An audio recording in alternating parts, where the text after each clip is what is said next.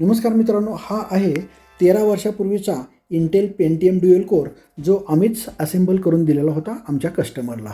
तर हा पुन्हा एकदा मेंटेनन्सला आलेला आहे आणि मेंटेनन्सला आल्यानंतर आपल्या लक्षात येईल की हा जो DVD रायटर आहे, म्हणजे ह्याच्यामध्ये आपण CD रीड राईट करू शकतो आहे आणि ह्याला USB 2.0 माईक आणि स्पीकरसाठी पण एक फ्रंटला सॉकेट आहे.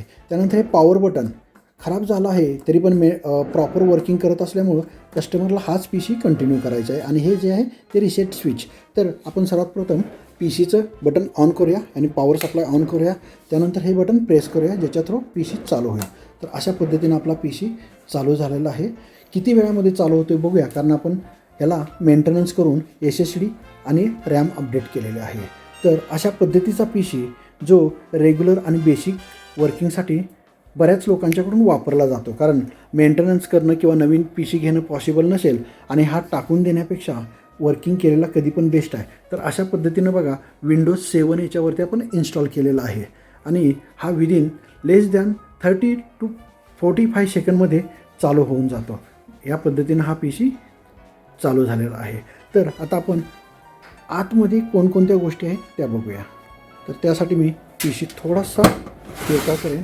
तर अशा पद्धतीनं PCमध्ये जर बघितलं तर हा आम्ही CPU फॅनचा मेंटेनन्स केलेला आहे आणि एक ॲडिशनल रॅम इन्स्टॉल केलेली आहे जी DDR3मध्ये आहे.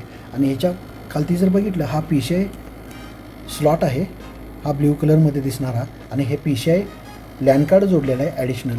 हा PCI एक्सप्रेस कार्ड आहे, ह्याच्यामध्ये आपण ग्राफिक्स कार्ड इन्स्टॉल करतो. आणि हा PCI 1X म्हणजे सर्वात छोटं जे आत्ता कार्ड आहे ते आपण त्याच्यामध्ये कोणत्याही प्रकारचं PCI कार्ड त्याच्यामध्ये इन्स्टॉल करू शकतो.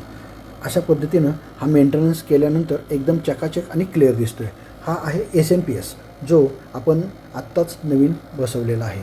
इकडं जर बघितलं तर ही जुनी SATA हार्ड डिस्क आहे आणि ह्याच्यामध्ये इकडं या साईडला SSD आहे आणि हे DVD रायटरला इथं कनेक्शन दिलेलं आहे. तर अशा पद्धतीने PC प्रॉपर आणि व्यवस्थित वर्किंग करत आहे, त्यामुळे कस्टमरला पण हा रिप्लेस किंवा बदलायचा नाही. तर अशा पद्धतीचे जुने PC जे 10, 12 ते 15 वर्षाचे असतील तर आम्ही असे मेंटेन आणि प्रॉपर करून देतो, जेणेकरून तुम्हाला बेसिक वर्किंग किंवा मुलांना लर्निंग आणि ट्रेनिंग देण्यासाठी तुम्ही त्याचं युटिलायझेशन करू शकता. Okay, thank you.